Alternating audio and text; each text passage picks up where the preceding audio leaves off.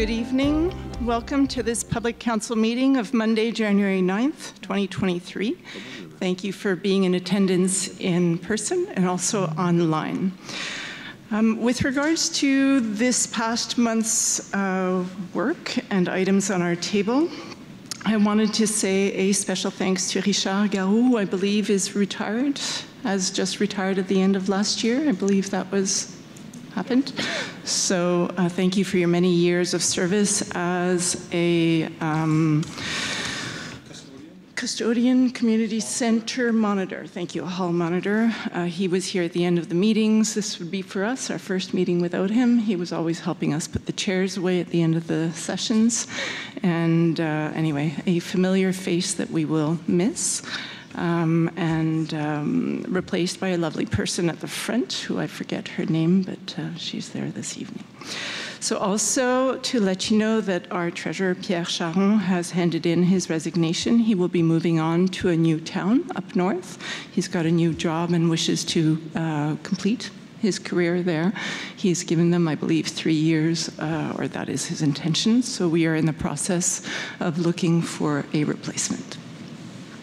Also, I'd like to give a big thank you to the directors and staff who helped in providing quality service on December 24th and 25th as the town underwent significant power outages that lasted overnight, and who brought these staff members brought their best temperament and can-do attitude in opening the community center and providing warm beverages and snacks for many residents. A special thank you as well to the community patrol who went door to door to make sure in the final hours of the outages that those in need were okay and knew to come to the community center if needed.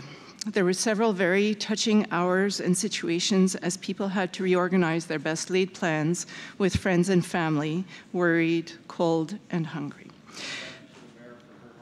Oh, thank you, Darren. I appreciate it. Thank you to the mayor for her hard work. I popped in for a bit and you were rocking it. So thank you. No, I appreciate it. And I'd like to thank Louise as well, who brought my daughter and I multiple hours of good cheer and momentum.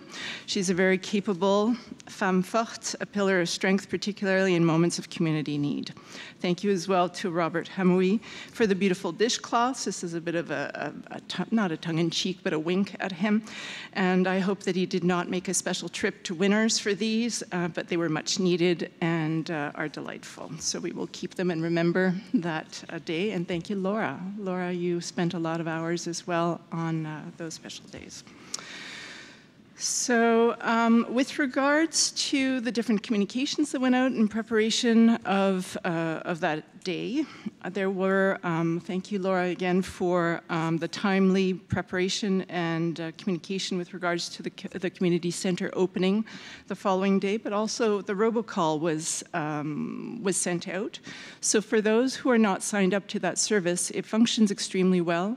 Within the moment where we gave the okay for it to be issued, there were about 20 minutes, and it was a beautiful message in both languages, very clear and very personal service. So I do encourage people who are listening to this evening to go on our website and to sign up to this notification system. All right, moving on to our dear Director General by interim, Martin Houd, sitting to my right. He is starting, we are starting our 5th month together.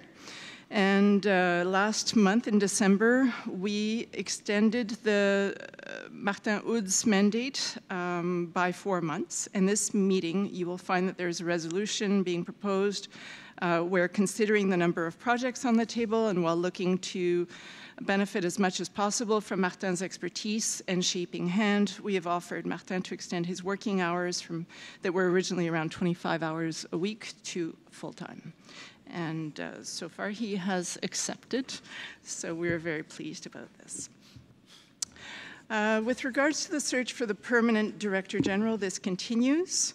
We still have 2 candidates to date and have extended at least to January the search, but we will be moving forward with, I believe, looking into meeting those 2 candidates at least, and we would like to move on with that part of our process. I'm looking at Martin because considering it's been a holiday, we all got back from holidays essentially Wednesday, so there's a lot of catching up on some files, so I'm going to be doing this quite a bit this evening. All my notes in yellow are the ones that I'm going to be looking at you. All right. With regards to local organizations supporting or supported by the town, I wanted to put out a special mention to Meals on Wheels, who in 2022 served 2,906 meals. This is pretty incredible. So serving 2 meals per week to 47 people. This represents 104 days in the community kitchen here. There are 80 volunteers that are involved in this service, and it's quite extraordinary. So thank you to all who are involved. Thank you to Simon Lagimedière, thank you to Barbie Taylor, and to their teams. With regards to upcoming activities, we are hoping to hold a winter activity in St. Thomas Park. So this is at the back of the elementary school, St. Thomas. There will be a skating ring with possibly a fat bike circuit within the ring. The date that we're looking at is February 18th, but this is to be confirmed. With regards to public communications, we have received a letter dated December 15th, 2022 from Côte-Saint-Luc asking for the support of bilingual towns in taking legal action against the government regarding some articles in Bill 96. I've discussed this with the councillors, and there were 3 dates proposed to us for an information session, so I will be attending one of those information sessions. We have a couple of concerns. The estimate to date that has been put forward by Côte-Saint-Luc in taking this legal action is around $50,000. So depending on the number of communities that would sign up and to the size, this would be respective to size. Anyway, we still have a few details that we would like to look into it, but we're considering it. With regards to the SDC, as you may remember, there was an SDC social held on October 17th of 2022.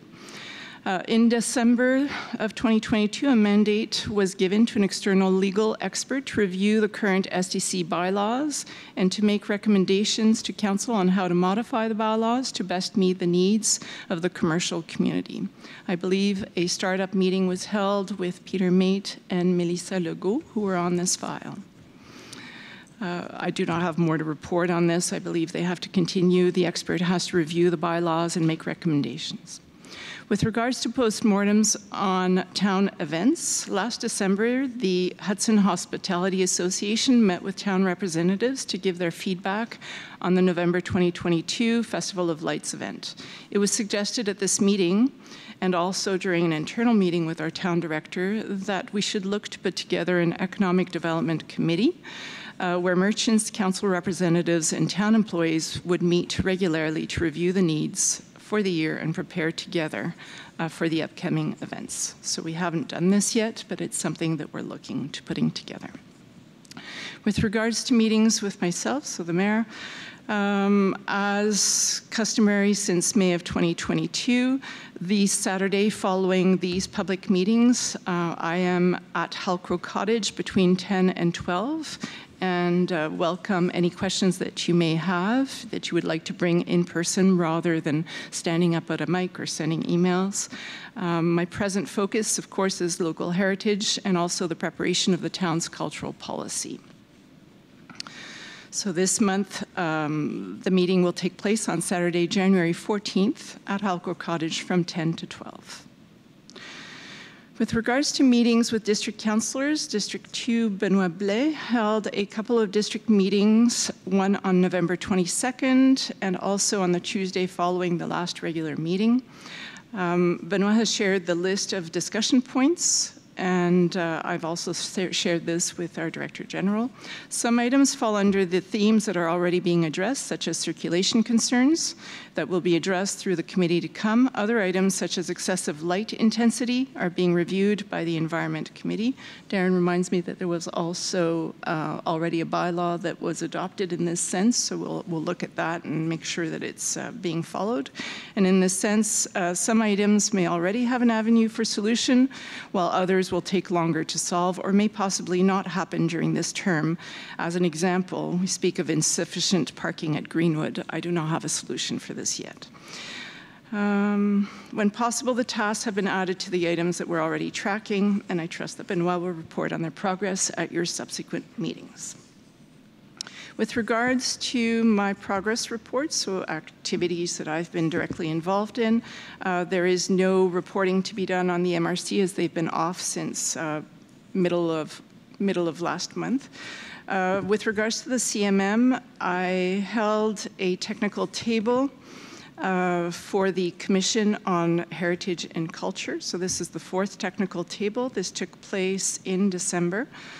And in February, there will be a thematic workshop to refine the objectives of the 3 key orientations that have been identified to date, which are cultural heritage, the cultural and creative growth, so that's in the production of creative work, and the third is the community's cultural identity and vitality.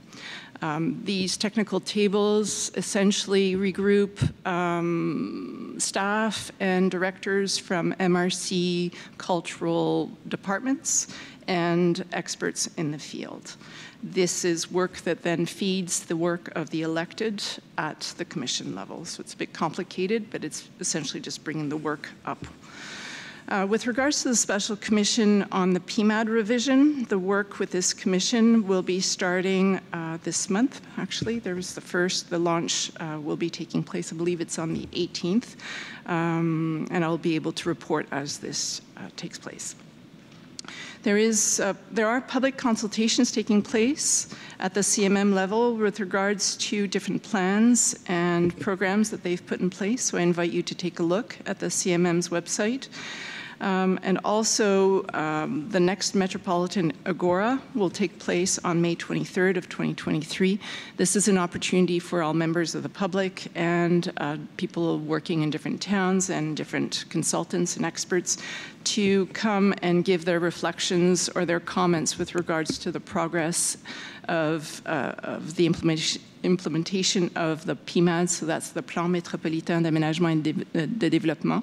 So it's a great opportunity as well to hear on the reporting that gets done every 2 years or so, and where that effort is moving towards. Other plans on the CMM table have been the CMM's Réseau des Parcs Métropolitains, and also I'm involved with the Comité de Travail des Collines Montérégiennes. The first meeting was held last Friday, January 6th, where 11 people have been invited to attend these working meetings, and it's quite a privilege. I'm seated with some heritage experts such as Dinou Boumbarou and Adil Trépanier. Anyway, some really great people. So I feel very grateful, but it's also a real learning curve. And of course, all this work will serve the Heritage and Culture Commission at the metropolitan level. With regards to local plans and programs, with regards to MATA, as you may or may not know, there was a launch for a drop-in center for 55-year-olds and up. So thank you to Sylvia Maury and Colette Farrell for launching this. This was launched in December, and the Hudson Seniors Committee, the second meeting took place on December 8th. Thank you, Laura, for organizing that. The next one will take place this week on Thursday afternoon. Maybe as a reminder, the members of this Seniors Committee are Benoit Blais as Councillor, Monique Bélec, June Patterson, Donna Seaman, Simon Lagimodière, and Barbara Robinson serves as a connector to the MATA Steering Committee, and Laura McCaffrey as well as the MATA Steering Committee. With regards to the culture policy, in December 2022, a resolution was passed for the agreement with Les Arts et la Ville. This is a $5,000 mandate per year. This is for them to accompany the town and the different committees for the next 2 years. So it's 5 years renewable for 2 years. Council's commitment to providing a frame and a place in the organization to support culture creation, to showcase and provide participation at the local level. The president of the Hudson Arts and Culture Committee and I met, so the president of the Hudson Arts and Culture Committee is Gobel, first name, Chris, thank you. And I met with Arts et la Ville on December 20th. It's a terrible memory. The next meeting will be held on February 2nd. We have received a work plan from Les Arts et la Ville with the goal to adopt a policy in early 2024. I had hoped for sooner, but know that the process is important and probably more important than the finished product. The next steps for this cultural policy development is part of the services offered by Les Arts et la Ville is a series of workshops called Les Cohortes 2023, where 4 members will be identified to serve on these workshops. There will be 3 of them. These are half-day virtual workshops to explore and brainstorm with other communities looking to develop a cultural policy or project. To support the work of the development of this culture policy, a special policy committee will be created with a specific purpose to develop this policy with the assistance of the Les Arts et la Ville, the town and council, and also the members of the HANCC, so that's the Hudson Arts and Culture Council. I'd like to see the composition of this group as broad as possible and will open a call for candidates in weeks to come. Please let me know if you are interested in joining this group. The survey on cultural offerings in Hudson that has been prepared by the HANCC, so this is the Hudson Arts and Culture Council, is ready for translation, graphic layout, and mail out to the public. We hope to have this ready for mail out by the end of this month or possibly next month. Also, the town is looking to hire a recreation culture director to continue the wonderful work started by Etienne, Laura, and Mireille, and others in 2022. This will enable Etienne to return full-time to heading the urban planning department and assist the team there. Unfortunately, on return from the holidays, an environment employee informed us that she has been headhunted and is going to work for Hydro-Quebec. So we really desperately need to strengthen that department as well. We will be doubling our efforts in search to fill the positions of this key section. With regards to public works, as you know, the road on Main Road East, the road was widened from Quarry Point to Léger. At the end of last year, a first layer of asphalt was laid in one shot, so this means without seams. The second coat will be applied in the spring. The rest of the work from Léger to Bellevue will be completed once we have ministerial approval to fill the deep ditches in front of Willowbrook to Parsons. With regards to Main Road from Beach, so this is just outside here, to Quarry Point, as you may remember, there was a resolution adopted for consultants to prepare plans for this section of the road, including the Vivry Culvert. So this is the big one underneath Main.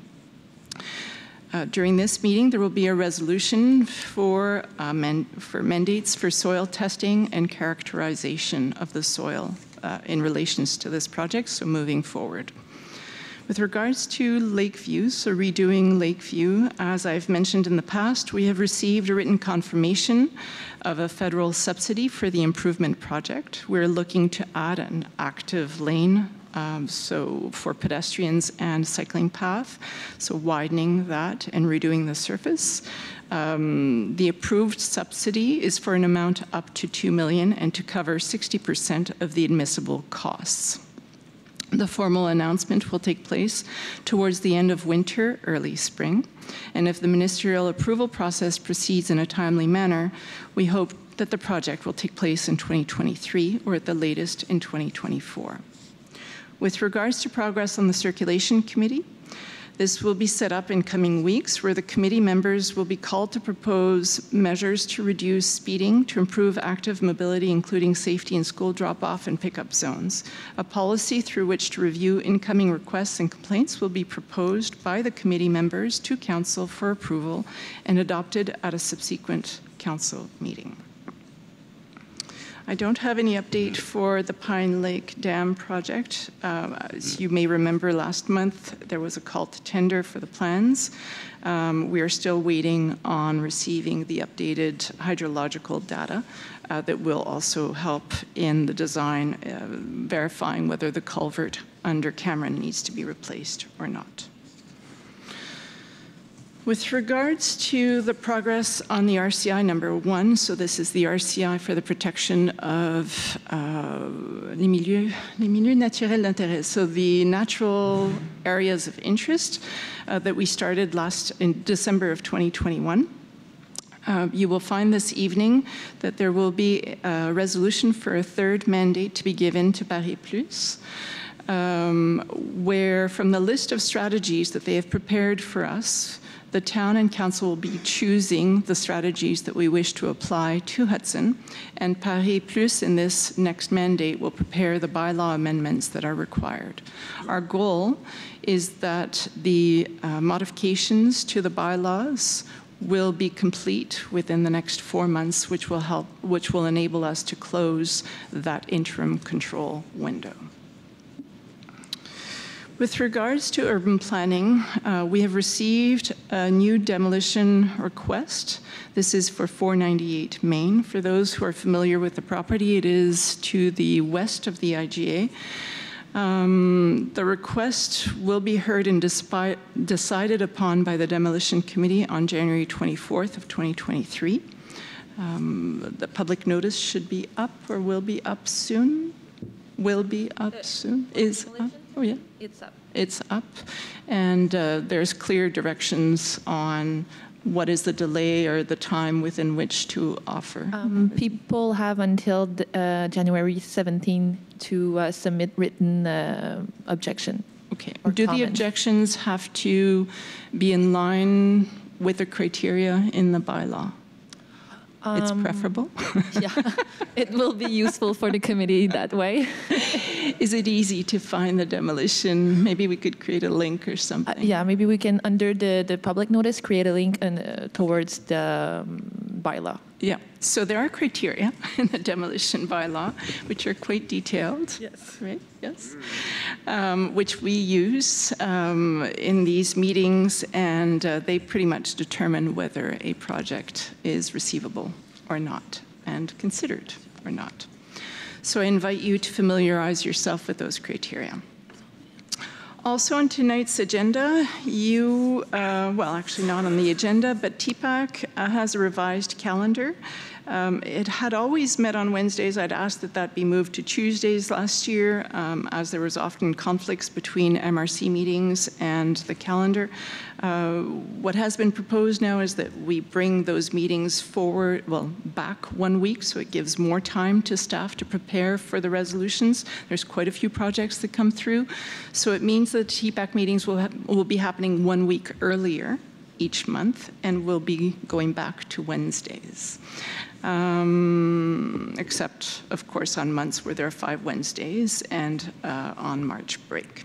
Also, in December of 2022, there was a change in the nominations of council members, where Reid is replacing Mark Gray as of January. And also we have named myself as substitute member to make sure that there would be quorum of the elected. So it's just easier if there's always more than one person who's elected, who's present, so that the information and the conversation content can be brought back to caucus and we can have a better exchange with council.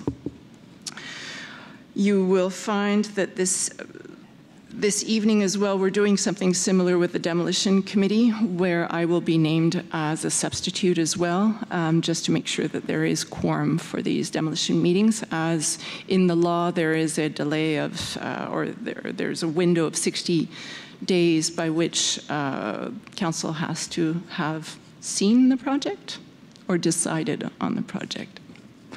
60 days, démolition, comité de démolition dans la loi? 60 days. 60 days, but it's to see the project or decide? Yes, to see the project. To see the project. So anyway, it's just to help us meet these administrative requirements. And I believe this completes my notes for this meeting. Was that a bit long? Sorry. All right. So, did you want to mention something? Yeah? Do you think? Well, just early on today, Doug reached out to me and just mentioned that he may have to leave during the meeting. We're fine. We're good. All right. So good. It's an ailing animal at home. Yeah, no, an ailing furry friend at home, and I feel very sensitive to that. Whatever. Your best friend. So if you see him leave, it's not because he's mad at me. Oh, caveat. All right. So, du sérieux. New Year. Thank you. It's a new year. All right. I'm looking for the right paper now, which is this one, with all the pretty colors. All right. So, moving on to item 1.1, adoption of the agenda. So while the assembly is held in person, the public has the choice of participating in person or via teleconference during question periods. This resolution is to propose that the agenda of the regular council meeting of January 9th, 2023 be and is hereby adopted as submitted. I will need a mover and a seconder. So Darren Legault, seconded by Reed Thompson. Are there any objections to this resolution? Please raise. Il s'agit de la résolution d'adoption de l'ordre du jour de la séance de ce soir, donc pour l'adopter tel que soumis. Merci, Madame Legault. Two Legauts on either end. So, are there any objections with this resolution? Please raise your hand. None? It is carried unanimously. Section 2, confirmation of minutes. Item 2.1, confirmation of the December 2022 meeting minutes, whereas Council has reviewed the minutes of the December 5th, 2022 regular meeting. And that this resolution is that the aforementioned minutes be and is hereby approved as submitted. I will need a mover and a seconder to my right. Maybe you want to mention, I forgot in your English side, the minutes of the December 19 budget special meeting held at 7:30. C'est tout en même temps? On les adopte en même temps? Yeah. All right. And the minutes of the December 19 special meeting at 8. So I have to explain that Melissa kindly highlights the parts for me to read. Otherwise, I read the full resolution. But she highlighted her side and not my side. So I noticed in the first page, but not the second. Sorry. Merci. So this is to clarify that in adopting these minutes, there is also that we have reviewed the minutes of the December 19th budget special meeting, and also there was a meeting following that, a second special meeting. So one was at 7:30 for the budget adoption, and then there was another meeting at 8 p.m. for a special meeting. So it's 3 sets that we're approving? Mm-hmm. 3 sets of minutes that we're approving. So do I have a seconder and a proposer? Proposer, seconder. Benoit Blais proposing, seconded. Seconded by Darren Legault. Is there a seconder or yes, Darren read? OK, en français. On va y arriver. Item 2.1, c'est l'adoption des procès-verbaux de décembre, compte tenu que nous avons eu 3 séances du conseil en décembre, donc la séance ordinaire du 5 décembre 2022, une séance spéciale pour le budget, donc exclusivement sur le budget, tenue le 19 décembre à 19h30 et une séance extraordinaire subséquente le 19 décembre à 20h. Donc, il s'agit de la résolution d'adoption de ces 3 procès-verbaux-là qui sont approuvés par cette résolution. Merci beaucoup. So, as mentioned, this was moved by Benoit and seconded by Darren. Thank you for the clarity. I will get this back into control. So, Section 3, Urban Planning and Environment. Question period. We didn't. Oh, look at me. C'est la première de l'année. Hein, ouais, elle est difficile. On va tout vous pardonner. You didn't highlight it. Next time. All right, du sérieux. So I am... You need to do it? We do. We are opening the first question period. Thank you for your patience. Anyone in the room? Anyone online? How many people are online, Laura? 18. So. Oh. That's good. There are about 8 people in the room, but 2 are spouses. Yes, please, please. I was just filling in dead space. You would appreciate that. Can't hear you. Yeah. I was just filling in dead space. I thought you would appreciate that. Dead airspace. Absolutely. Yeah, Yes. yeah, absolutely. You can see it on the agenda, the actual question period time. My name is Blair Mackay, 102 Oakland Avenue. Resident of many years, and the house has been there since 1965. And I really want to talk about a petition that was put in over 2 years ago from Oakland, from Ridge to the end of the street, Oakland, for sewage. And it was put in over 2 years ago. I have spoken with many people since then. Most recently, the councillor is not here tonight for the District 5, Mark. Also, I spoke to the past director, Philip Toon, about it, and have really had not very good feedback about it, and certainly had no information about it. And it's a lot of citizens who are big taxpayers who need sewage. So my question is, has anything been done about it? I'm not particularly optimistic about the response to that, but it's a huge issue, I think, in Hudson in general. I'm not quite clear on why all of the main core of Hudson is not on sewage. Ecologically speaking, it's a bit of a huge issue, let alone the fact that the densification of the town is getting obviously increasing, and the saturation of the soil in the town is obviously getting more and more, dilapidated, or however you want to, whatever word you want to use for it. It's not really happening.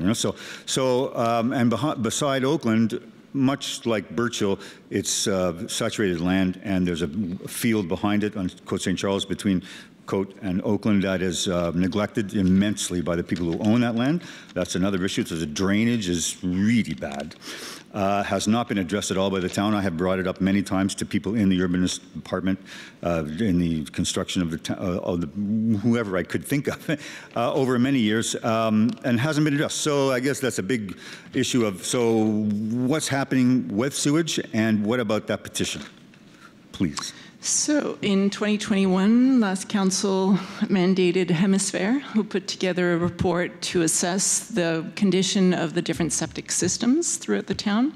And their recommendation was that the Birch Hill area and the area that you speak of that is coming down towards the Vivary, where percolation is not as great, be looked to be improved. Right? So that's something we're aware of. It's something that we're trying to bring to the table. But as you can imagine, we have an awful lot of, well, first of all, it's adapting to a new term, but also transfer of files to a new Director General. I would like to have an information session with the different areas because there are costs associated to this, and it's probably a lot larger, a lot higher, and how we finance or structure that financing is something that we need to make sure is viable for the town, but also for the residents. So we're aware of it. It's something that's on our table. It's something that is in my 8-page notes. It shows up in gray, so it means it's there and I need to address it, but I don't have the next step. I basically need the time of staff to do some of the sampling, I guess, in terms of what are the financing possibilities, and then to bring it. But recognize that any extension becomes sectorial at that point, so will be added to tax bills and represent, I mean, in the Birch Hill area, it can be quite significant. I haven't even had the discussion as to the value of it in your area. At the last coffee with the mayor, your neighbor, André Séguin, came and gave exactly the same comment, which was, why are you even looking at fixing the dam if the effluence or, the drainage into the Vivary hasn't been addressed, because that whole ecology is a problem. So we're aware of it. I do not have the resources. Is something going to happen about it? I mean, I've been addressing this issue with many councils before you, actually. I can say that for 10 years, Yep. at least. I've been addressing that, and everybody goes, no, well, sewage, no, we don't have any plans. I mean, a plan would be ideal. I mean, I don't care if, I mean, I need care the data, when it is, right? but 5 years, 3 years, 2 years, what's going to, I know it's like No, I need the numbers $750 to bring to a yard. I you. get that. At this point, we have the report, we have the data from the experts. Now we need to do our homework. I don't know how long it takes, but it takes resources between preparing the budget, between everything else. I think this will happen in 2023. Can I tell you it's next month? Chances, no. Yeah. But I would expect that by the spring we should be able to put together some numbers and start discussing it. I put a lot. He has a list of 70 items. He's already told me. So That's okay. You know, all of us have our priorities. You know, and 70 items. That's okay. But you know, for me, it's item number one, right? Obviously, right? So of course. Everybody has their own feelings about that. I have no issue with that. The thing is that it should be. I want to know that it's being addressed. And that the citizens of that street, who are all major taxpayers, who signed the petition over 2 years ago, have not really been spoken to. I mean, they're only spoken to when I bug them. Mostly because I don't have information to share. Yeah. Right. And I am aware. I am very much aware, and it is a file that I keep putting it back on the top of the pile. So to further that, how do I keep it?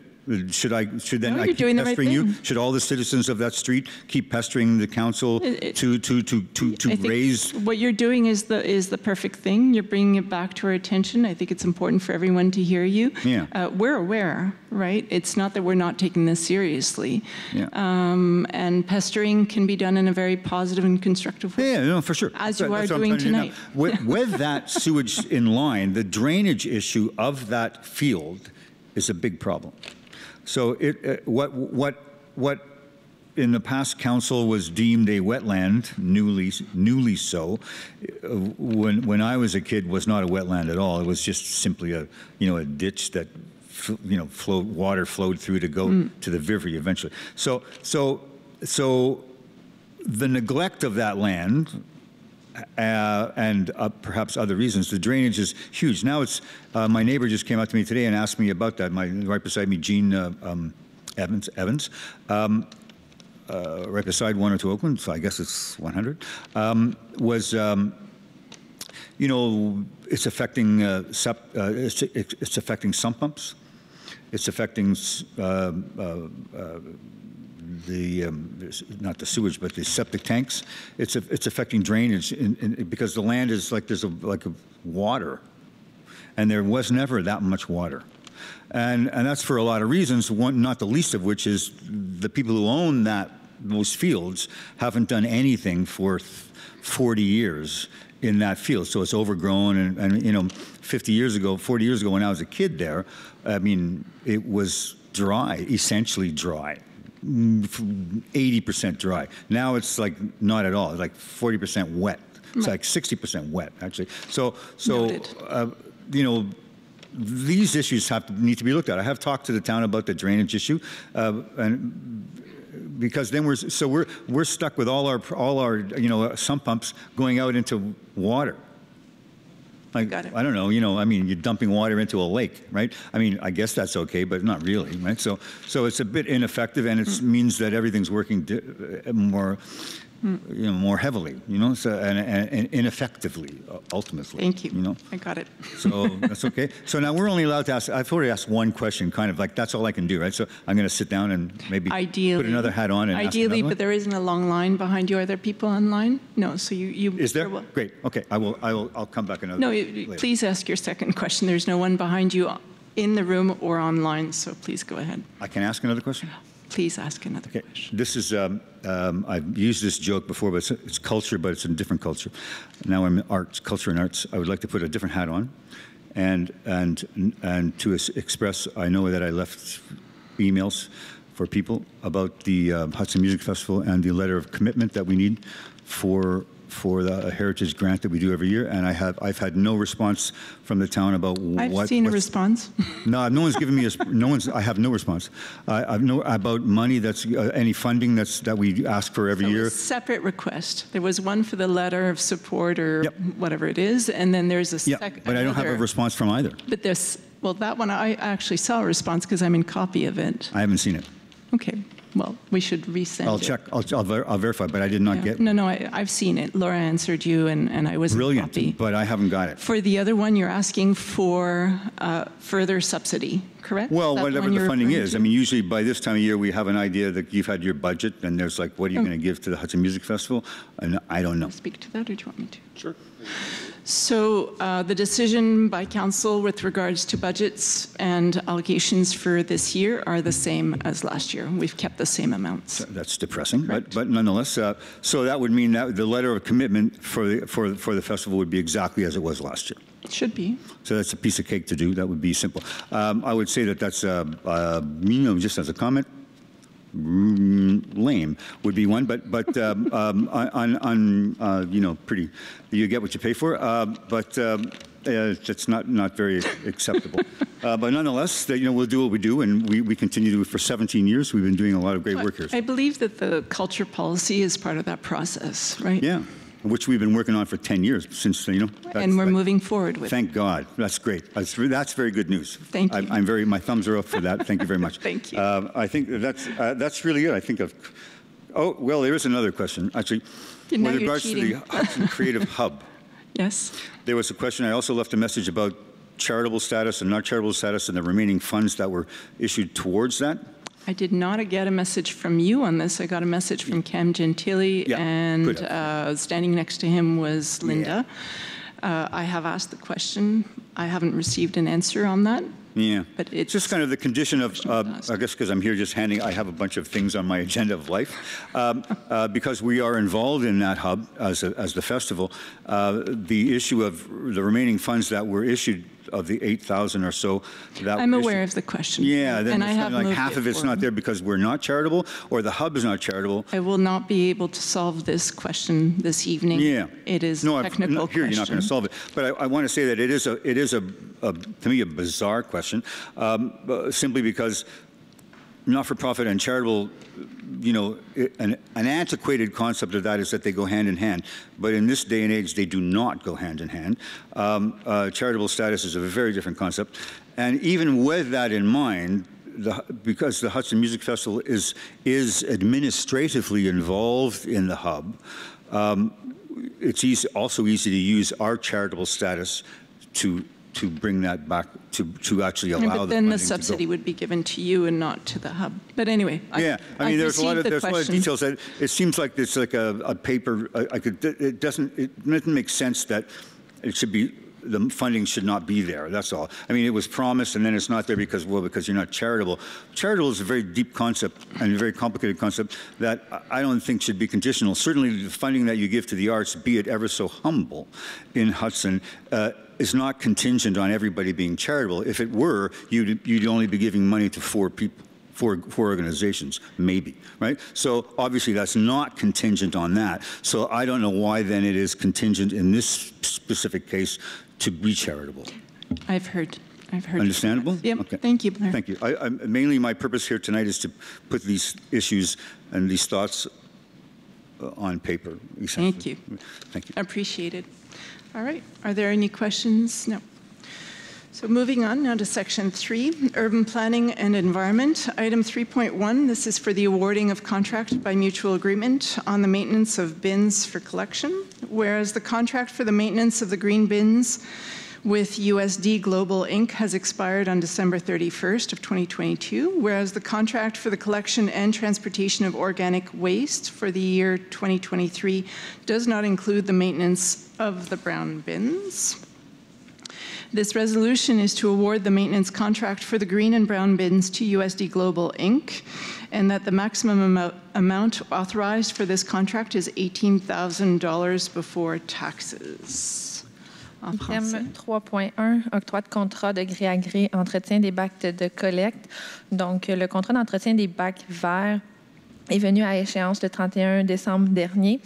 Et le contrat de collecte de transport de matière organique, donc les bacs bruns, ne comprend pas, lui non plus, d'entretien des bacs. Donc, la résolution vise à octroyer un contrat d'entretien pour les bacs verts et les bacs bruns à USD Global Inc. Pour une somme maximale de 18 000 avant taxes. Merci. I will need a mover and a seconder. So Reed Thompson, seconded by Darren Legault. Are there any objections on this resolution? Please raise your hand. There are none. It is carried unanimously. Item 3.2, awarding of contract by mutual agreement for the maintenance of tertiary treatment systems with disinfection using ultraviolet or UV radiation. Whereas several tertiary treatment systems with disinfection using ultraviolet radiation are present on the territory of the town of Hudson.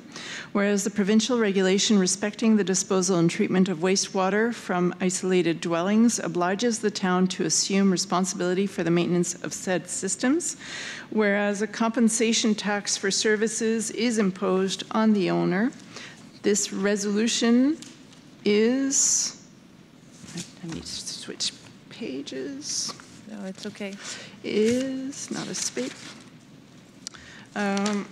Page 4. Page 4, got it.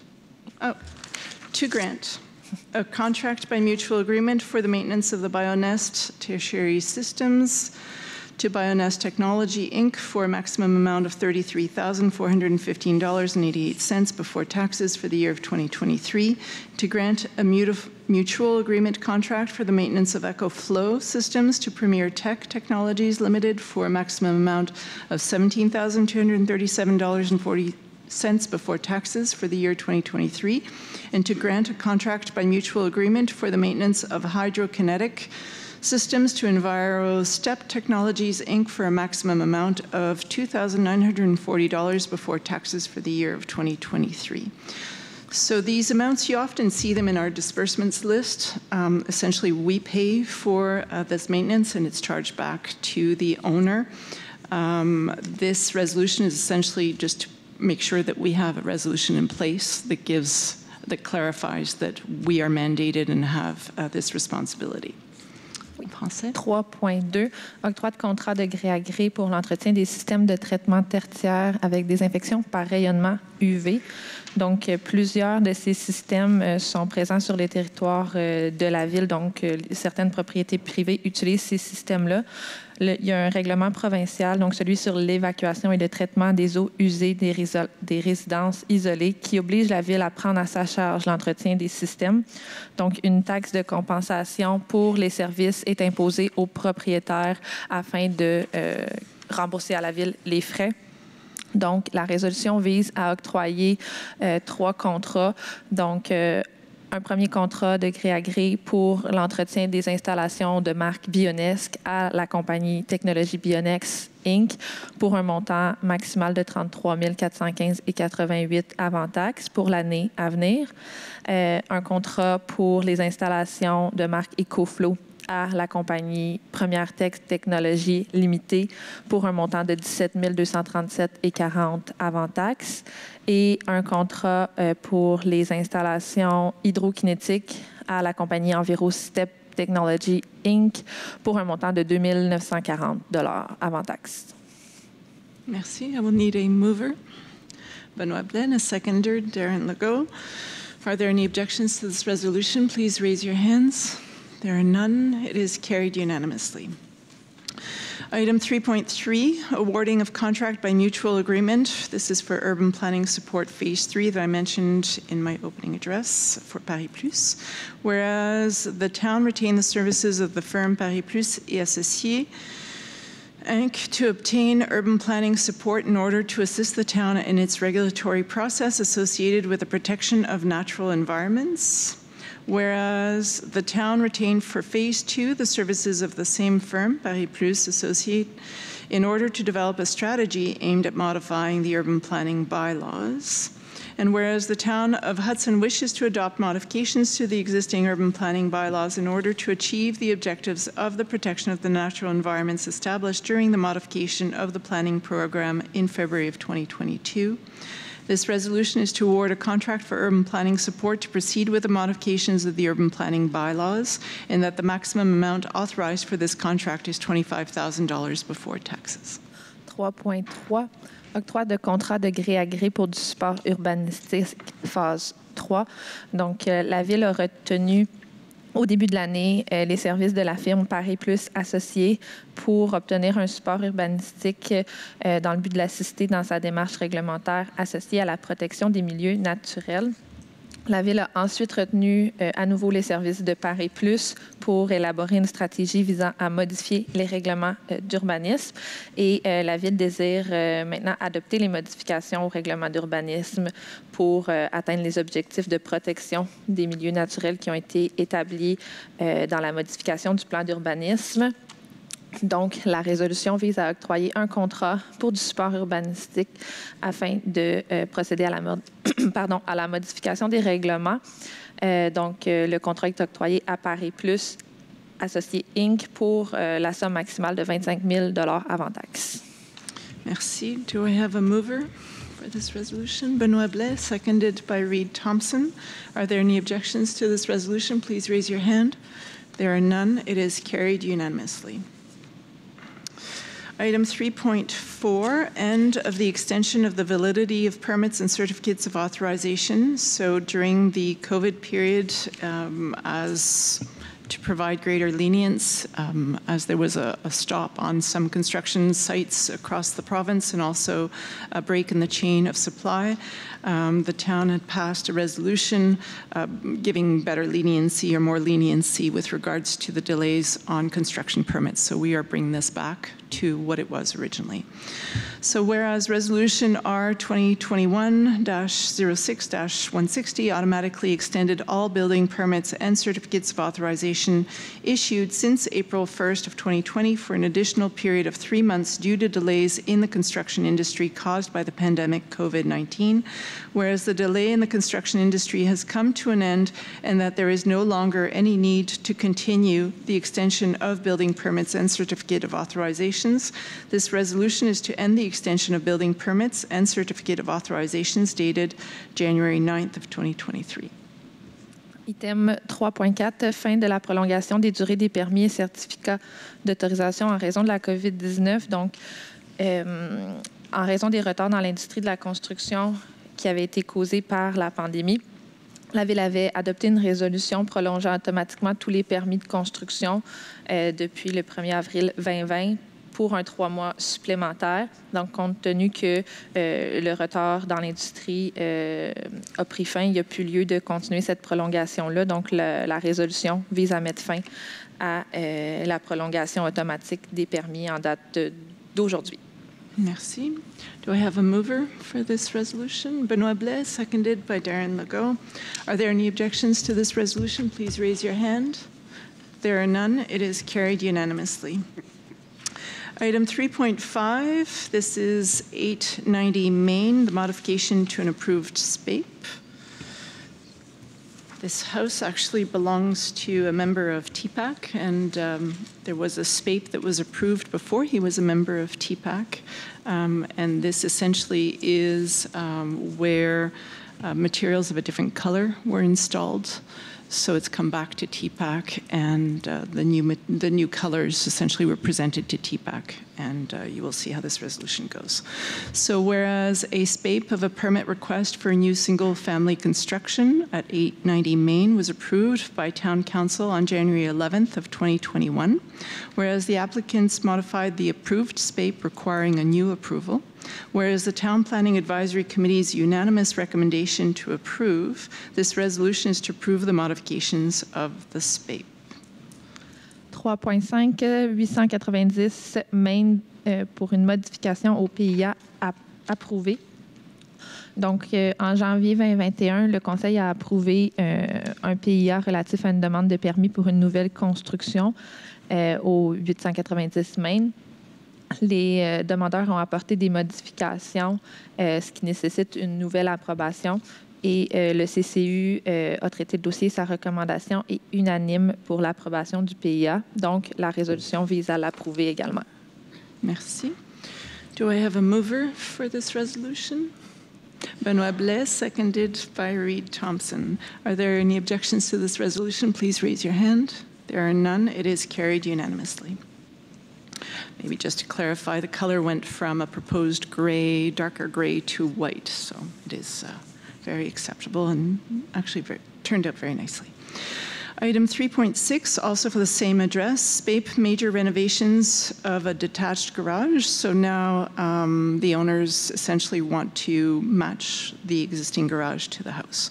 So whereas a permit request was received for major renovations of the detached garage at the same address, whereas the Town Planning Advisory Committee's unanimous recommendation to approve the request, this resolution is to approve the SPAPE of the permit request, and that is it. 3.6, 890 Main, PIA pour rénovation majeure du garage détaché. Donc, comme le titre l'indique, la demande de permis vise le garage et la recommandation du CCU est unanime pour l'approbation. Donc, la résolution également d'approuver le PIA relatif à la demande de permis. Merci.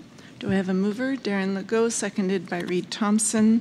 Are there any objections to this resolution? Please raise your hand. There are none. It is carried unanimously. Item 3.7, 889 Main minor exemption request. Whereas a minor exemption request was received for this address to allow a fence on the front property line and at 2.7 meters from the pavement of the road, instead of the required minimums of 1 meter from the front property line and 3 meters from the pavement of the road, as prescribed in our bylaw. Whereas the evaluation criteria to fulfill for a request of this type, whereas the Town Planning Advisory Committee's unanimous recommendation to refuse the minor exemption request, whereas the Municipal Council is not convinced of the serious prejudice caused by the application of the zoning bylaw requirements, whereas the minimum distances required for the installation of a fence allow the town to carry out snow clearing operations in a proper and safe manner. In accordance, j'ai pas tout à fait terminé. In accordance with the regulation in force, interested parties in this proceeding are invited to be heard by the council. So there was someone in the room, and I think we've also accepted in the past online if they wanted to be heard. This would be the right time to do it, as is required in the law. And also to let it be known that this resolution is to refuse the minor exemption request. And as it's the same. Oh, it's different. Yeah, ouais, bon. Je vais y aller en français. On verra s'il y a des gens. 3.7, 889 Main, c'est une demande de dérogation mineure qui a été reçue à l'égard de cette adresse afin d'autoriser une clôture sur la limite de propriété avant à une distance de 2,7 du pavage de la rue au lieu des minimums requis qui sont de 1 mètre de la limite de propriété et 3 mètres du pavage de la rue. Considérant les critères d'évaluation à prendre en compte pour ce type de demande, considérant que la recommandation du CCU est unanime à l'effet de refuser la dérogation mineure, considérant que le conseil municipal n'est pas convaincu du préjudice sérieux que causerait l'application stricte des normes qui sont prévues au règlement de zonage, considérant également que les distances minimales qui sont prévues pour l'implantation d'une clôture en cours avant, ça permet notamment à la Ville de réaliser ses opérations de déneigement de manière convenable et sécuritaire. Puis, conformément à la réglementation, avant de se prononcer sur une dérogation mineure, le Conseil doit entendre les personnes intéressées qui souhaitent s'adresser au Conseil. Donc, on vous invite à le faire maintenant, si c'est le cas. Is there anyone online? No? Anyone in the room who wants to stand? So essentially, the fence that was proposed was directly on the property line, and I believe they'd started construction that was stopped during the process. They didn't realize they needed a permit. Then this was submitted for a minor derogation, and as we've just explained, considering that the bylaw has been changed in order to allow for better snow removal. So as you know, along Main Road, except in the downtown core, we don't take away the snow, we simply push it over to the side.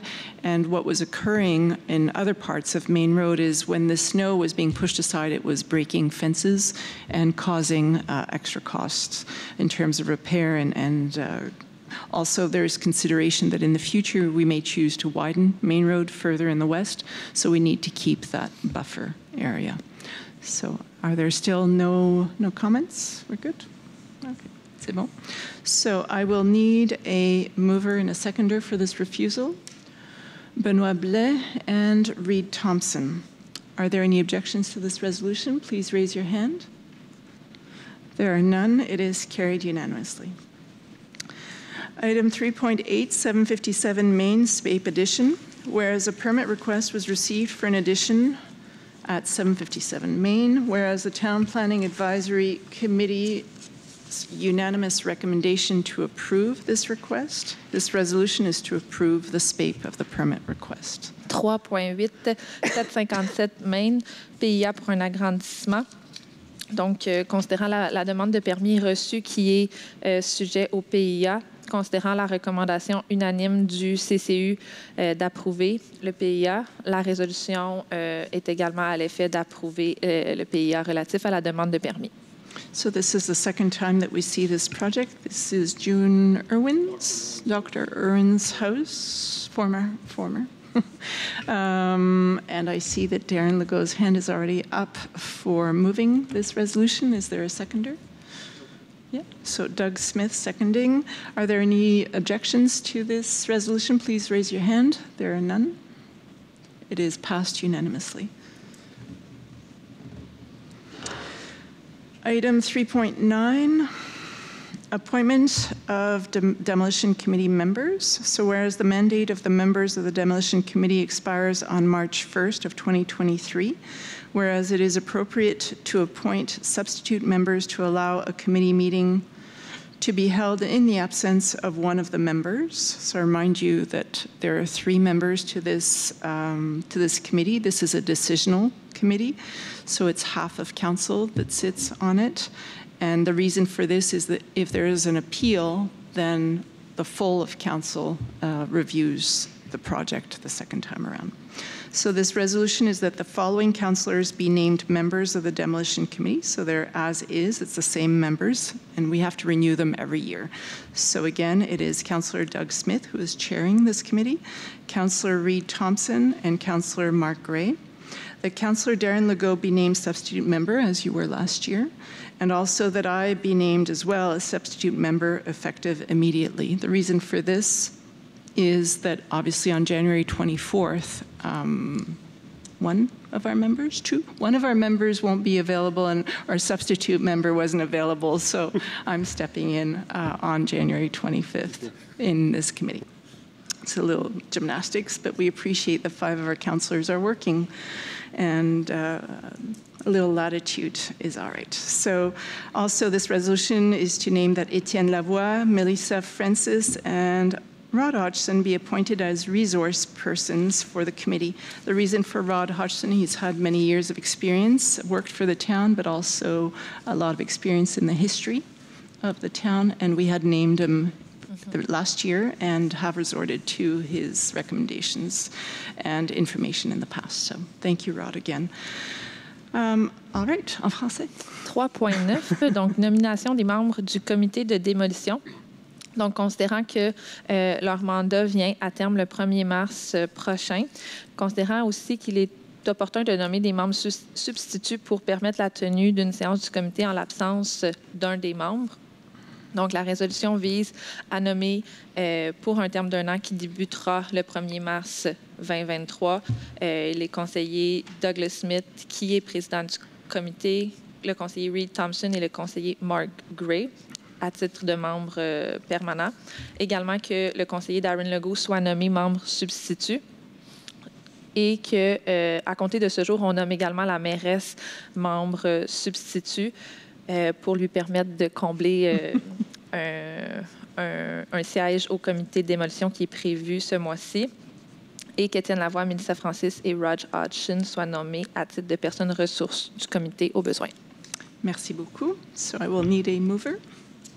Doug Smith, seconded by Reed Thompson. Are there any objections to this resolution? Please raise your hand.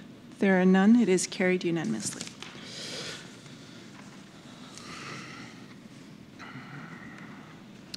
Tu sais, c'est la vue qui baisse. Hein?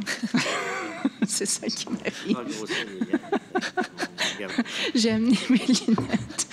Item 3.10, tabling of a monthly report for permits issued November 2022. Members of council take note of the tabling of the monthly report for permits issued by the Urban Planning Department.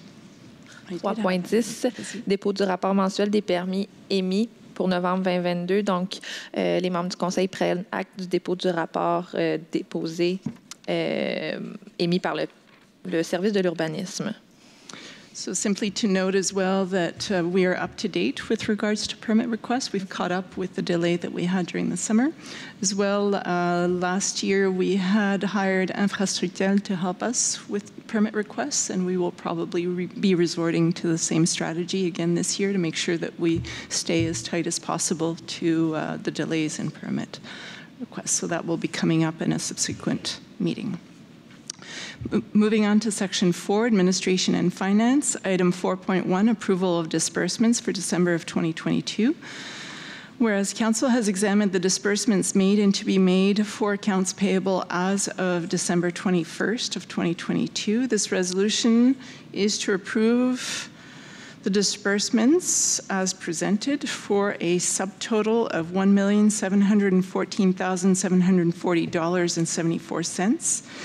There were 2 payrolls in this disbursement, and for a total of accounts paid of $2,043,055.14. This is a new format. I'm avoiding reading the details, but Steve, if you'd like me to read out the details, I'm happy to. I'm just trying to simplify the readings here. All right, en français. 4.1, approbation des paiements pour décembre 2022.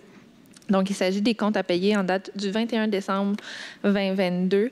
Donc, la résolution vise à approuver le paiement des comptes tels que présentés, soit un sous-total de 1 714 740,74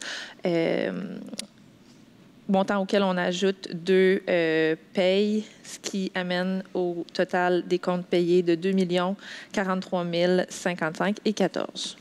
Merci beaucoup. C'est difficile de changer de formule comme ça. Ouais.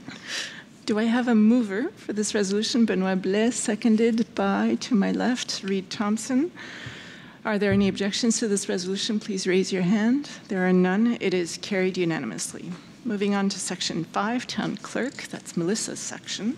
Item 5.1, this is for the repeal of Resolutions R 3858-2015 and R 2018-12-417. So considering Resolution R 3858-2015, by which the town accepted the transfer of a lot, considering Resolution R 2018-12-417, by which a notary was mandated to prepare the documents, whereas the bylaw 724-2019 governing the municipalization of streets, considering that the said street does not meet the requirement of bylaw 724-2019, this resolution is to repeal the resolutions that predate the passing of this bylaw, so R 3858-2015 and R 2018-12-417. Item 5.1, donc c'est l'abrogation de 2 résolutions, une de 2015, une de 2018. La première, la Ville acceptait le transfert d'un lot, donc le transfert de propriété d'un lot. Et dans la deuxième, la Ville mandatait un notaire pour faire la préparation des documents. Considérant l'adoption du règlement 724-2019 qui régit maintenant la municipalisation des rues et considérant que la dite rue, le lot constitue une rue, donc elle ne rencontre pas les exigences du règlement, la résolution vise à abroger les 2 résolutions que le Conseil avait adoptées par le passé. Donc, c'est de refuser le transfert du lot, en fait. So this is to refuse the transfer of the lot. Darren, did we want to give more details on this? No. No, it's just unfortunate that it didn't meet the requirements. So we're running into this every time there are private streets that are where the owners along that private street wish the town to take it over and make them public. the town is requiring that those streets be brought to the level of acceptability or the same standards, same technical standards as other streets. Otherwise, the town would be responsible for streets that might not have been built properly. And so there's quite a few of these situations around town, and we only got, I guess, tighter and clearer about this as bigger and bigger requests were being made to us, and we dove into this during last council meeting. Is that a fair way to look at it? Yeah? All right. So, on l'a fait en français, oui. Hein? So I need a mover and a seconder. So Benoit Blais, seconded by Darren Legault. Are there any objections to this resolution? Please raise your hands. There are none. It is carried unanimously. Section 6, Human Resources, item 6.1. Amendment to the contract of the interim director general. We've tried to make him permanent, but he hasn't accepted yet. We keep nudging and scratching the surface, and he's not listening. Tu lui diras, Melissa. Whereas the employment contract of the interim director general, Martin Hood, approved by resolution R 2022-09-262, provides for an average of 25 hours per week spread over 3 to 4 days. Whereas the real needs in terms of workload and the will of council, this resolution is to amend the employment contract of the interim director general to provide for a 35-hour work week retroactive to December 5th of 2022. 6.1, modification au contrat de travail du directeur général par intérim. Donc, considérant que le contrat de travail prévoyait une prestation de travail d'en moyenne 25 heures par semaine, considérant les besoins réels en termes de la charge de travail et également considérant la volonté du conseil, la résolution vise à modifier le contrat de travail du directeur général par intérim pour que sa prestation de travail soit désormais de 35 heures par semaine. Et en fait, ceci est rétroactif au 5 décembre 2022. Do I have a mover for this? So Benoit Blais, seconded by Reed Thompson. Are there any objections to this resolution, please? 60 hours a week. No, permanent. Anyway, all in good, I but... would put that as like minimum 60? 60 hours a year or a week? At least for the next year. For the next year, yes. We're very appreciative of Martin Hood's work. Merci, Martin. So the resolution has been adopted unanimously. Merci encore, Martin, pour tout votre travail. Puis j'aurais dû aussi remercier Pierre Charron. Je suis désolée, j'espère qu'on aura une autre occasion. En fait, j'aurais dû le dire au début. Alors, thank you very much, Pierre, as well, for all your hard work and certainly in bringing some of our touchier financing bylaws back into regulatory and also getting our financial statements, management letters corrected. So, merci beaucoup, Pierre. Oui. All right. So moving on to section 8, Public Works. Did you want an update on culture? I did enough. It's good? Yeah. All right. Section 8, Public Works. Item 8.1, awarding of contract. This is a public tender, AO-2022-28-TP for travaux publics.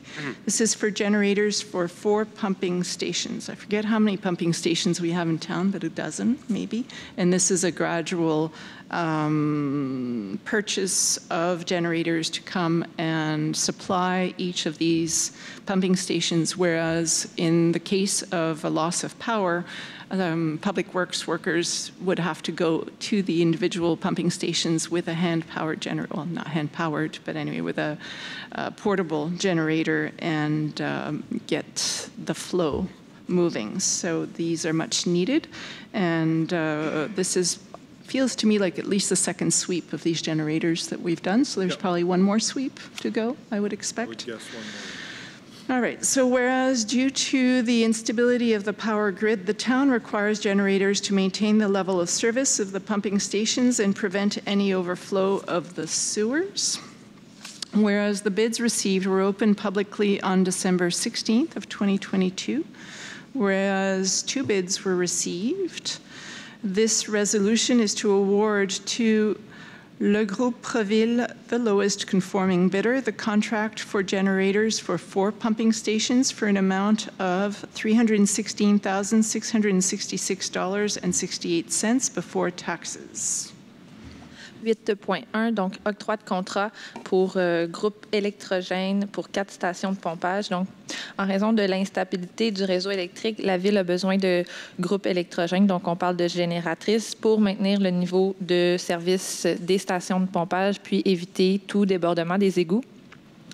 Les soumissions ont été reçues et ouvertes publiquement le 16 décembre. Nous avons reçu 2 soumissions et la résolution vise à octroyer à le groupe Préville, le plus bas soumissionnaire conforme, le contrat pour les groupes électrogènes des 4 stations de pompage pour un montant de 316 666,68 avant taxes. Merci. Doug Smith, you have a question? With any of these, and those of us that have generators, there's always service and service contracts. Does this include?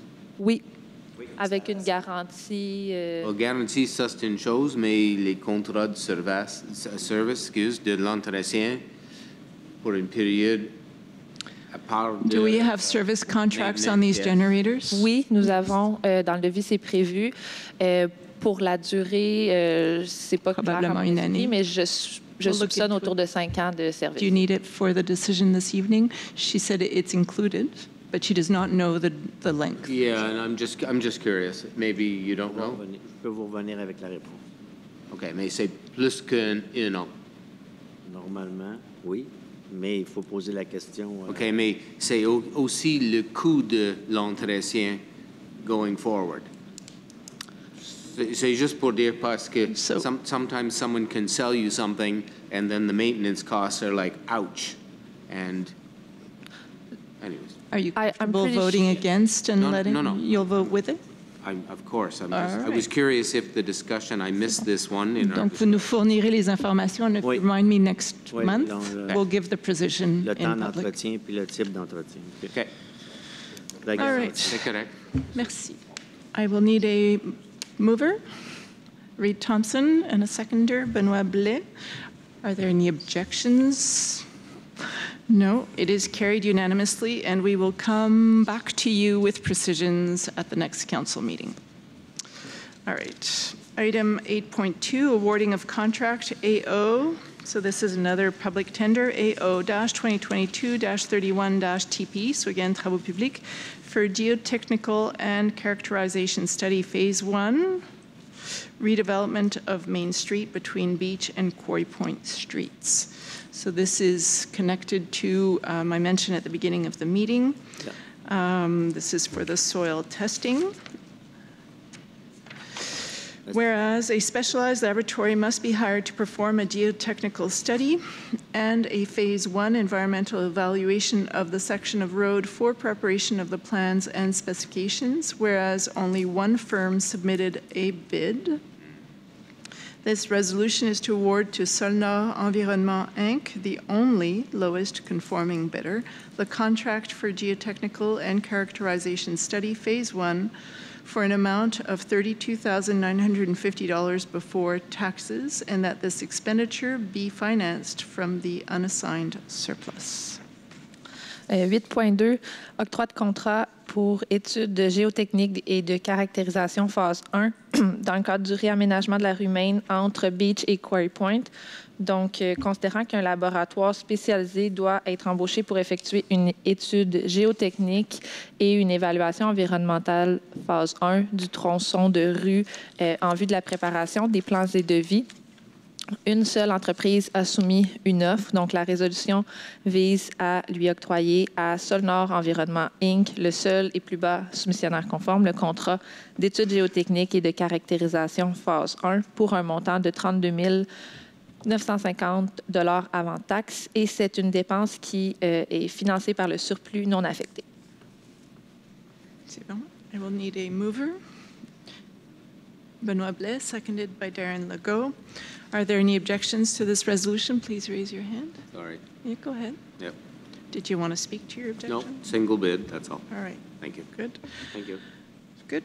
So it is carried by majority.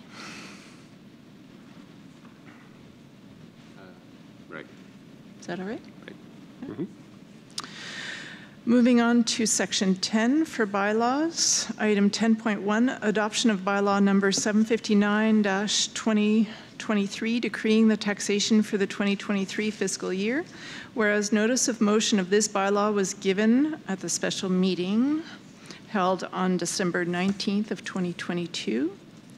Whereas the proposed bylaw tabled on December 19th, 2022 was amended as follows. At Section 10 for the 25 dwellings and more category, the rate was modified for $240, so bringing it back in step with other residential rates, which was the request of council during the budget preparation. Whereas that the purpose of this bylaw is to establish the rate of taxation for the 2023 fiscal year, and this resolution is to adopt bylaw number 759-2023. En français. 10.1, adoption du règlement décrétant l'imposition des taxes pour 2023. Donc, un avis de motion a été donné à la séance extraordinaire tenue le 19 décembre 2022. Le projet de règlement qui a été déposé à cette séance s'est vu modifié de la façon suivante, soit à l'article 10 pour la catégorie d'immeubles 25 logements et plus, le taux a été modifié pour 240, soit pour s'ajuster à celui du taux résidentiel régulier. Considérant que l'objet de ce règlement est d'établir l'imposition des taxes pour l'année à venir, la résolution vise à adopter le règlement numéro 759-2023. C'est bon. Est-ce qu'on connaît les dates d'envoi des factures? De mémoire, c'est le 22 22 janvier? février. 22 février? L'envoi des comptes, oui, 22 février. So I just asked when we will be sending out the taxation invoices, and we will be mailing them out on the 22nd of February. And as usual, there will be the option to pay in 3 installments or to pay all at once. I will need a mover and a seconder. So Madame la mairesse, c'est le 20. le 20 février, Le 20. so the 20th of February. Oui. So it is moved by Benoit Blais, seconded by Reed Thompson. Are there any objections to this resolution? There are none. It is carried unanimously. All right, second question period. There are now 6 people in the room, and 2 of them are spouses. How many are online? There are 18. 18. They're strong holders. All right, are there any questions? Not online. There are none. All right, well, we got the swing of it. I realized that the reason I'd forgotten is because you read all the resolutions in December, so I'd lost the swing of it. Thank you for your patience and happy. Oh, thank you. I was about to skip over. So as you might remember, in November, I'd received... J'avais reçu 17 questions. Non, Tu te souviens? Non, non, non. Qu'est-ce qu'il y a, non? Rien du tout. Ça va? C'est bon. So in November or in December, I had received 17 questions from a person. So I've committed to reading 2 and answering 2 at each meeting. So we're on to question 3. The question is, most of the town's financial information is completed, provided in French only. Would it not be possible to require the accountant and auditor completing these reports to provide at least an English summary and also a machine translatable version? So for the second part, I imagine it's a non-flattened image, something that could just be copy-pasted into a translation. I guess that's something we could look into. It's just a simple way of printing, but I don't know if there's any legal requirements on that from the side of the verificator, but we will ask. With regards to town's financial information provided in French only, I believe that most of the time we do our best to provide the summary in both languages. With regards to providing a full translation of our financial statements, I guess we'd have to ask what the costs of that would be. It's usually a question of costs, but also to understand that if we were to start and translate every document, it could get quite heavy and quite costly. So we'll have to make some specific choices and maybe discuss amongst us what are the minimums and to work from there. So I don't have a firm answer to that, but we'll take it under consideration. No, but this is with regards to information that's available on the website. Right. Next question related to this. A contract has been given to provide technical support for council meetings. Could this include a better view? So we have them, they're here. We have a better view of the people who are asking, who are speaking as in previous meetings. Est-ce que vous faites un point de vue, hein, je pense, sur les personnes qui posent les questions? Non? So I don't know if that's hard to do. Est-ce que c'est compliqué? No. Okay. So again, it's something that if there is an interest on the part of council, the question here is, could the people who are recording these meetings do a span or a scan, I guess, to show the person that is at the microphone, so that people who are in the room, but also people who are online and viewing the recording after the fact can see who's asking the question. So, je pense qu'on va faire la demande, c'est oui? Is it a yes? We want this? Yeah, We want sure. this? All right. People are happy to be filmed. So thank you for those questions, and I will continue answering them as we go. Yes? We have one online. Please, go ahead. Okay. Just put my glasses on. Okay, Victoria Henderson. I'll just give you that. That was the question I didn't... Yes, I know which one she'll ask. Yes, please. Hello, Victoria. Hi, how are you? Well, how are you? Good, thank you. So I had asked earlier this week if Reid could ask a question or could address a question that came up in discussion regarding a demo permit. There was sort of a bunch of questioning about a specific file, but I guess my question was general. When the demo permitting process is underway, I know that they require an approved space in order to arrive at the demo committee. My question was perhaps more, what holds a landowner, developer, whoever is responsible for a property accountable to actually acting and implementing the approved space once a project is approved for demo, but also once it is demolished itself? So I would expect that the answer to that is for every project that receives a permit, we presume good faith and that they will follow through. There are inspectors, or an inspector at least, who will follow on projects. But I thought that the question went a little further, which was what happens if there is a modification to the SPAPE request?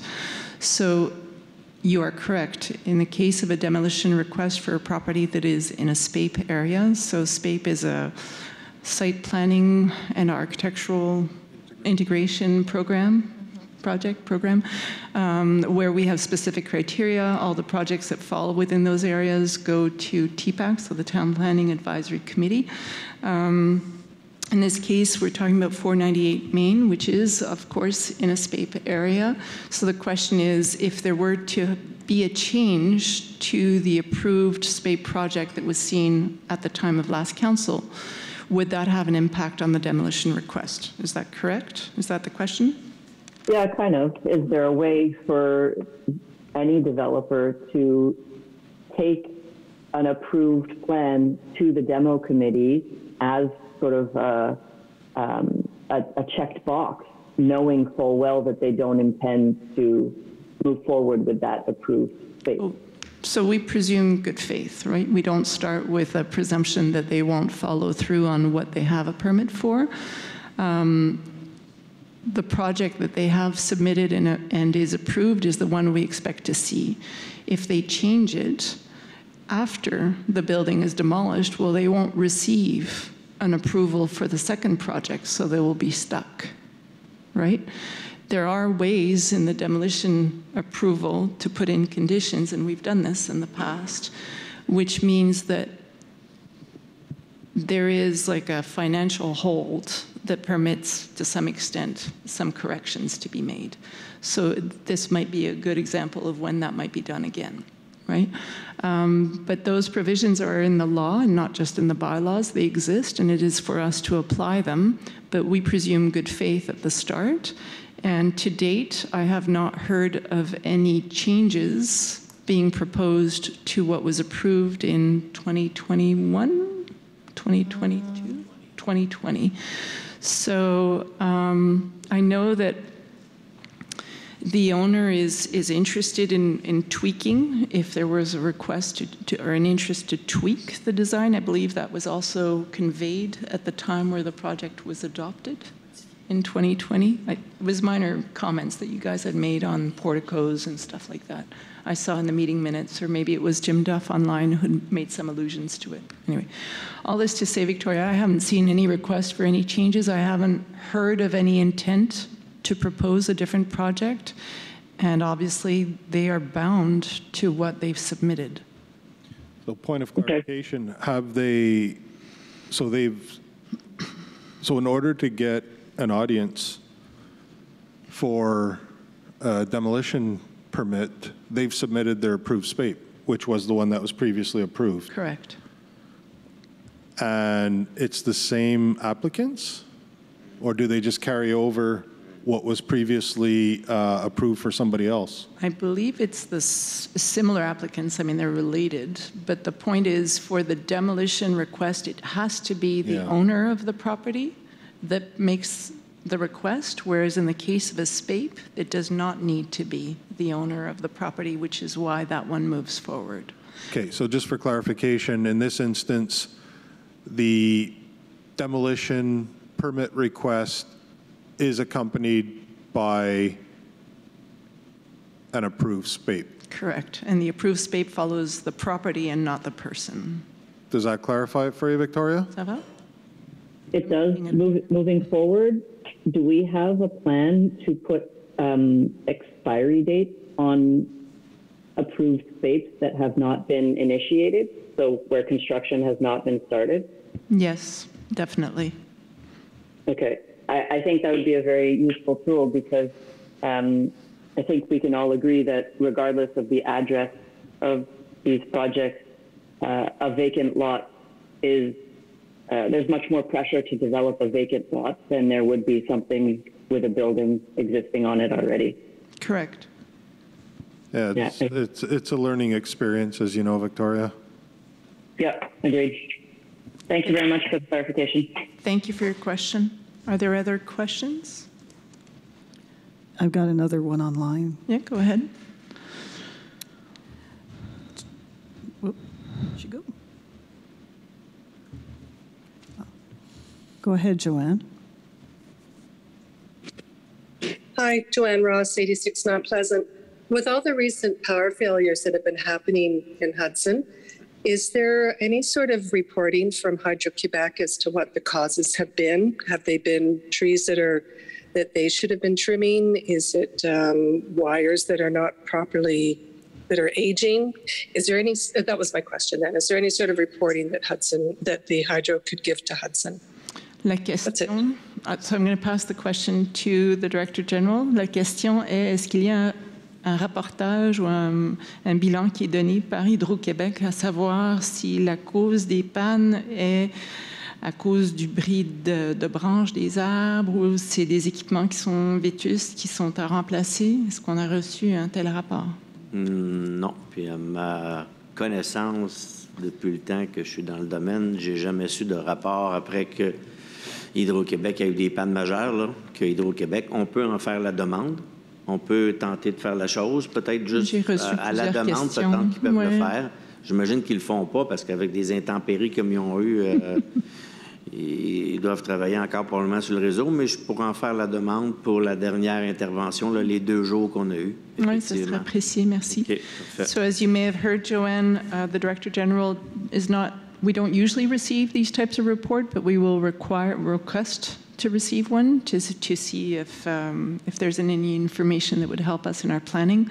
But to date, we haven't received any. What I do know is that the whole area is undergoing la modernisation du réseau, so modernizing or upgrade of the network. And when asked, Hudson is following the plan or progressing as planned, and as is the rest of the regions, so there is no surprise there. We seem to be on track. Thank you. You're welcome. Are there any other questions? No? Now I have to find this. All right, since there are no other questions, we will move to section 12, which is the adjournment of the meeting. Moved by Doug Smith, seconded by Darren Legault, that the meeting be adjourned at 9:04 p.m. We need to vote. Are there any objections to this resolution? There are none. It is carried unanimously. So thank you, everyone, for being with us, and we will see you next month. Or on the 24th.